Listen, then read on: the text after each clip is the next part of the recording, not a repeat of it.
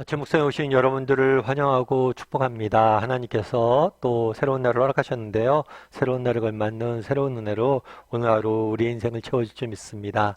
특별히 오늘은 목요일인데요. 어쩌면 한 주간의 가장 긴 날이기도 하죠. 근데 오늘 잘 보내면 또 주말 기다리고 있으니까요. 우리 힘차게 오늘 하루 시작했으면 좋겠습니다.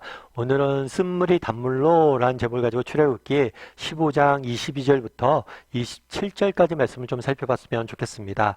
우리 22절부터 23절까지 말씀 같이 한번 읽어볼까요? 모세가 홍해에서 이스라엘을 인도하매 그들이 나와서 수르 광야로 들어가서 거기서 사흘 길을 걸었으나 물을 얻지 못하고 마라에 이르렀더니 그곳 물이 써서 마시지 못하겠으므로 그 이름을 마라라 하였더라. 예, 모세가 홍해에서 이스라엘 백성들을 인도함에 홍해에서 어떤 일이 있었습니까? 바로의 군대가 쫓아왔죠. 앞은 홍해가 뒤는 바로의 군대가 쫓아오는 진퇴양난의 위기에 처했습니다. 그런데 하나님께서 기적을 보여주셔서 홍해를 가르심으로 인해서 이스라엘 백성들을 구원을 하시죠. 그런 다음에 어떤 일이 있었냐면 이 홍해를 나와서 어디로 갔냐면 수르 광야로 갔어요. 그래서 광야길을 걸어서 3일 동안 가는데 문제가 하나 있었죠. 그건 뭐냐면 물을 얻지 못했다. 물이 없었다. 3일 동안 여행을 하는데 길을 거는데 물을 만날 수가 없는 거예요. 물을 구할 수가 없는 거예요.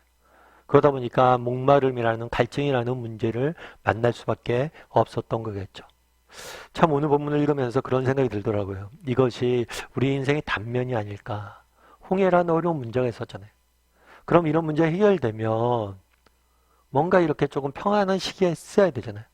그런데 또 뭐예요? 또 문제가 있는 거죠. 참 우리 인생이 그렇잖아요. 끊임없이 문제가 연속이 되잖아요. 저희 아이들이 어렸을 때 그런 생각이 들었어요. 아이들이 너무 어리니까 손이 많이 가잖아요.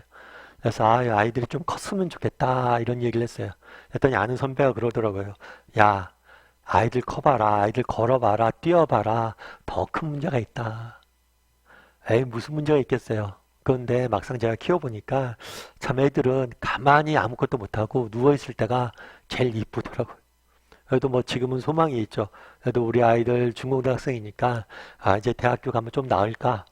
그랬더니 이제 먼저 키우셨던 우리 권사님이나 그런 분들이 목사님 대학교 보낸다고 끝이 아니에요. 더 많이 남아있어요. 라고 이야기를 하더라고요. 참 그렇죠. 자녀 문제 하나만 봐도 정말 끊임없잖아요.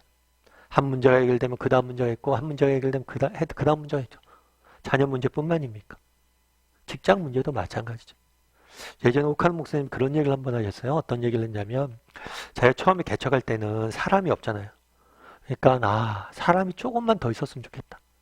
그래서 나를 도와줄 동역자들도 좀만 더 있었으면 좋겠고 성도도 좀만 더 있었으면 좋겠다. 이런 생각들을 되게 많이 했대요. 그런데 교회가 하나님이 주신 은혜로 성장을 했죠.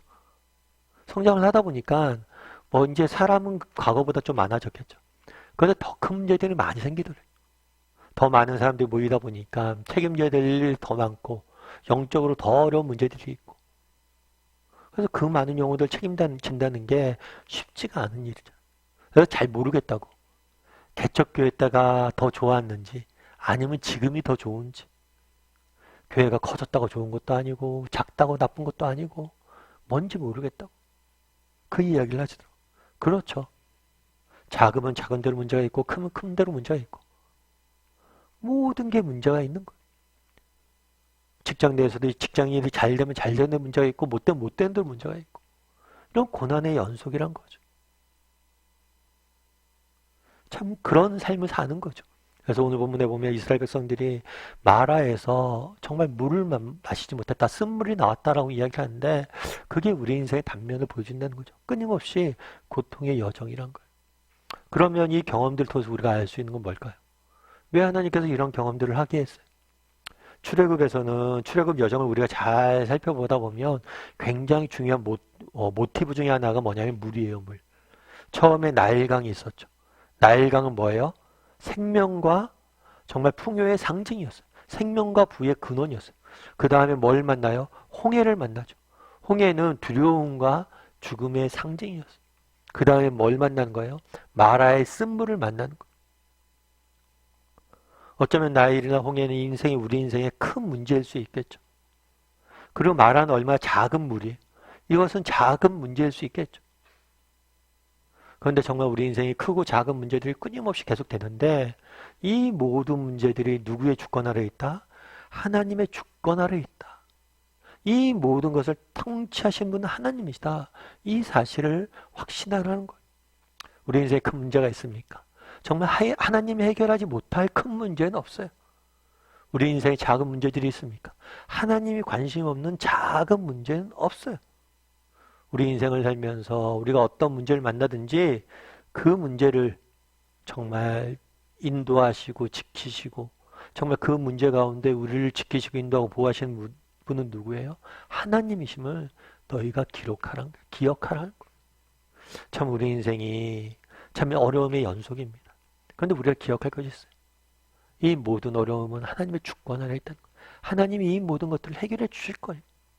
그런 믿음을 가지고 걸으라는 거죠. 그런데 오늘 본문에 보면 재밌는 게 한 가지 있어요. 24절과 25절 말씀 같이 한번 읽어볼까요? 백성이 모세에게 원망하여 이르되 우리가 무엇을 마실까 하매 모세가 여호와께 부르짖었더니 여호와께서 그에게 한 나무를 가리키시니 그가 물에 던지니 물이 달게 되었더라. 거기서 여호와께서 그들을 위하여 법도와 율례를 정하시고 그들을 시험하실세. 예, 백성이 모세를 뭘 했다고 그랬어요? 원망했다고 그랬어요. 물이 없자 백성을 원망한 거예요. 사실 어떤 면에서는 이해가 안 되죠. 3일 길을 걸었다고 그러잖아요. 3일 전에 어떤 일이 있었어요? 홍해가 갈라지고 그 밑을 걸었잖아요. 여러분 생각해 보세요. 바다가 갈라져서 물기둥이 서 있다는 것. 그건 우리가 경험해 보지 못했잖아요. 우리는 말로만 들었잖아요. 근데 그들은 직접 봤어요. 그게 얼마나 놀라운 광경이었어요. 그 홍해를 걸었는데 3일 전에 걸어서 넘었는데 3일이 채 지나지 않아 뭐에 가득한 거예요? 원망이 가득한 거예요. 그럼 우리는 어떨까요? 그런데 이것이 우리의 모습일 수 있다는 거죠. 그만큼 인간은 연약한 존재예요. 정말 하나님께서 많은 은혜도 주시고 우리 인생의 여러 가지 문제들을 해결해 주셨는데 며칠 지나 진짜 작은 문제 하나 만나면 또 흔들리는 게 인간이에요. 그런데 재밌는 것은 모세죠. 백성들은 모세를 원망했는데 모세는 뭘 했다고 그랬어요? 하나님께 부르짖었다. 모세 입장에서는 그렇죠. 백성들이 모세를 원망했어요. 모세 입장에서 그럴 수 있잖아요. 야, 내가 너희를 위해서 얼만큼 희생했는데, 너희를 위해서 얼마나 수고했는데, 나에게 이렇게 돼? 백성들을 같이 원망할 수 있어요. 또 하나님 앞에 가서 원망할 수도 있겠죠. 하나님, 저 그냥 광야에서 잘 살고 있었는데, 왜 저를 이곳에 보내서 이런 고생을 하게 하고, 이런 원망을 듣게 하고, 이 어려움들을 만나게 합니까? 이렇게 하나님 앞에 원망할 수 있어요. 그런데 모세는 뭘 했다고 그랬어요? 기도했다라고 이야기를 합니다. 참 이것이 대조가 되는 거죠. 우리도 마찬가지인 것 같아요.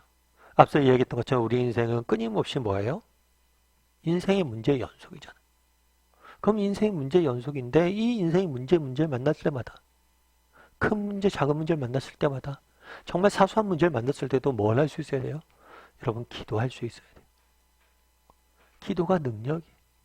기도할 수 있을 때 우리도 모세처럼 인생의 문제 앞에서 다르게 반응할 수 있는 거예요. 여러분 발레 아시죠? 발레를 저희는 많이 보진 않지만 그래도 발레하면 대단한 무용이지 이런 생각들은 있잖아요. 근데 발레할 때 제일 중요한 동작 중에 하나 뭐냐면 턴이에요. 턴. 도는 거. 이 도는 게 쉽지가 않죠. 몸을 그냥 발끝으로 서서 몸이 빙글빙글 도는 거니까. 그래서 발끝으로 서서 몸을 돌 때 이것들을 오래 여러 번 돌수록 더 많이 뭐예요? 뛰어난 발레리나가 되는 거죠. 그래서 사실은 이렇게 턴 동작하는 모습을 보면 너무 우아하고 아름답잖아요. 그런데 이렇게 발레를 할 때, 턴을 할 때 배워야 될 중요한 기술이 있다. 그건 뭐냐면 시선을 고정하는 거라고. 특정 시점을 바라봅니다. 그리고 그 시선을 놓지 않는 거예요. 그것들을 시선이 흔들리면 몸이 다 쏟아진다는 거예요. 넘어진다는 거예요. 턴이 되냐 안 된다는 거예요. 우리도 마찬가지예요. 정말 이 땅을 살다 보면 우리는 끊임없는 고난의 연속입니다. 그게 인생이에요. 그랬을 때 우리의 시선을 하나님께 맞출 수 있어야 돼요. 그래야지만 우리는 넘어지지 않아요. 그런데 우리의 시선을 하나님께 고정하는 것이 뭐냐? 그것이 기도예요. 정말 기도할 때 정말 우리의 시선이 하나님께 맞춰질 것이고 우리 가운데 정말 염려와 두려움을 사라진 것을 맛보게 될 거예요. 정말 하나님 앞에서 확신을 갖고 나아갈 수 있을 거예요. 2